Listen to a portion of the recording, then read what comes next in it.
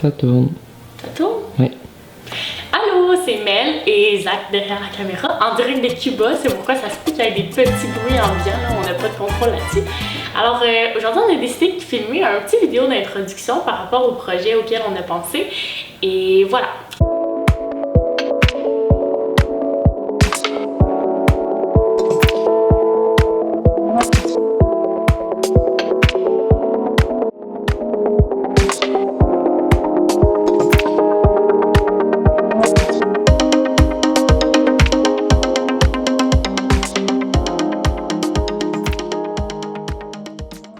Donc, ma mère souffre de l'Alzheimer depuis 2012 que c'est diagnostiqué. Là. Donc, depuis 2010 environ, on a commencé les procédures. Au départ, on croyait que c'était une dépression et tout ça. Donc, bref, ma mère est atteinte de l'Alzheimer. Puis, ça intrigue beaucoup de gens. Beaucoup de personnes, depuis que je suis jeune, là, me posent des questions par rapport à tout ça. Ils me demandent comment ça va, comment ça évolue. Et l'Alzheimer est une maladie qui évolue énormément. C'est très différent de patient en patient.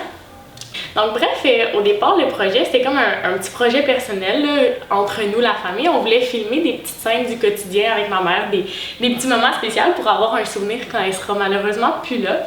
Puis finalement, je me suis rendu compte que plein de monde me posait tellement de questions qu'on a eu l'idée de...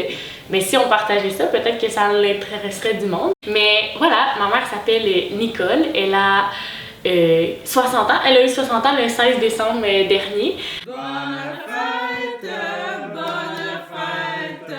Bonne fête, Nicole!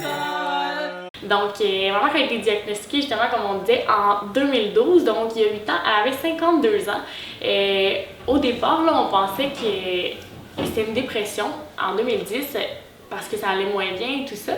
Finalement, elle a consulté un psychologue pendant 1 an, mais il n'y avait aucun signe apparent de la maladie. C'était vraiment... jamais personne n'aurait cru que ma mère avait l'Alzheimer à un aussi jeune âge, en plus, à 52 ans. Puis il y avait peu de personnes dans sa famille qui ont l'Alzheimer. Donc ma mère était directrice de banque, elle a toujours travaillé, elle a sauté 3 années à l'école parce qu'elle était super intelligente et tout ça. Donc elle avait comme vraiment pas le profil d'une patiente qui souffre malheureusement d'Alzheimer. Donc, à 52 ans, elle a commencé à consulter un psychologue durant 1 an. Après, la psychologue l'a transférée avec un psychiatre pendant une autre année. Puis c'est le psychiatre qui a commencé à faire des tests, scans cérébraux, des tests dans la colonne vertébrale. Là, je connais pas tous les noms des tests qu'elle a fait. Puis finalement, c'est juste 1 an plus tard qu'ils ont posé effectivement là, le diagnostic officiel, comme quoi ma mère souffrait de l'Alzheimer. Moi, j'étais en 6e année. On l'a su en novembre. Ben, en fait, c'est en novembre 2011, là, on s'en allait sur 2012, donc ça fait pile 8 ans, ben, à ce jour, presque, là, parce qu'on est en décembre en ce moment. Donc, ça fait un petit peu plus que 8 ans. On est en décembre? On est en janvier 2020. On est en janvier 2020. Bon, ok, ça fait un petit peu plus que 8 ans. Donc, voilà. Puis après, ça a pris... Moi, j'étais en 6e année du primaire, là, rendue en secondaire 1. Le secondaire 1 et le secondaire 3, il n'y a eu aucun signe apparent. Là. Ma mère, on disait qu'elle avait l'Alzheimer, mais elle continuait à s'entraîner, elle continuait à avoir beaucoup de gens. Peu de mes amis étaient au courant. Finalement, c'est quand je suis arrivée en secondaire 3 que les signes ont commencé à apparaître tranquillement, pas vite.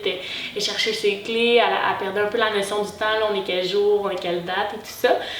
Finalement, en secondaire 4, c'est que ça commençait à être plus problématique parce que ma mère a été longtemps dans le déni, c'est-à-dire que pour elle, elle n'était pas malade, ça se pouvait pas, c'était inconcevable, elle n'avait pas l'Alzheimer, donc tant et aussi longtemps qu'une personne ne passe pas le stade de l'acceptation, très souvent ils sont agressifs envers les proches aidants qui essaient d'aider, qui essaient par exemple, bon si on aidait à mettre le manteau, mais là c'est nous qui la confronte dans sa maladie, qui le dénie. Donc, elle a souvent beaucoup d'agressivité avec mon père et moi qui essayons d'être là parce que je suis en famille. Puis finalement, il y a 1 an, en janvier l'an dernier, on a placé ma mère en résidence parce que ça s'en venait trop dur, c'était un climat beaucoup trop lourd à la maison. Ça faisait comme 7 ans qu'on combattait, on vivait avec ça, mais c'était du stress constant qu'on vivait, puis ma mère acceptait toujours pas la maladie. Puis là, le fait de la placer en résidence a beaucoup aidé les choses, que d'avoir des personnes, des employés formés qui sont là au quotidien. Ma mère a tranquillement, pas vite, accepté la maladie. Puis aujourd'hui, elle est redevenue comme un petit enfant, là, comme je pense que c'est parce qu'elle a accepté la maladie au complet, puis elle apprend du mieux ces temps-ci, donc c'est pour ça que ça nous permet de faire les petites vidéos avec elle.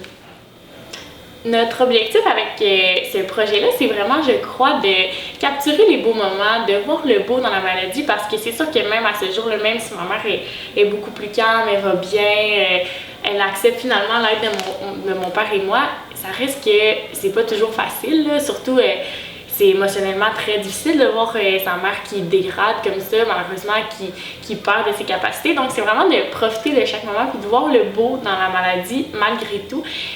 Aussi, là, l'Alzheimer, je pense que c'est une maladie vraiment unique qui dépend de personne en personne. Dans la résidence, je le vois qu'il n'y a aucun patient qui agit pareil. Il n'y a pas des stades type. Souvent, tu sais, comme en l'étudiant la maladie, il y a des grands stades, il y a des grandes lignes, mais c'est très, très différent de patient en patient, de combien de temps ça dure le premier stade, le deuxième stade, etc.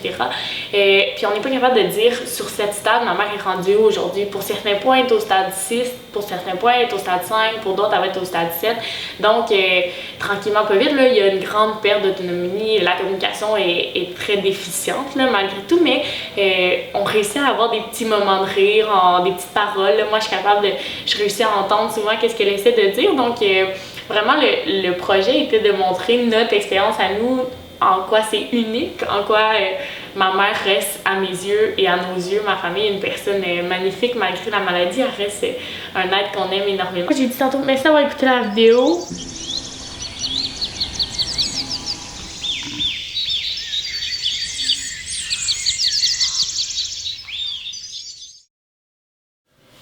Alors, merci d'avoir écouté la vidéo.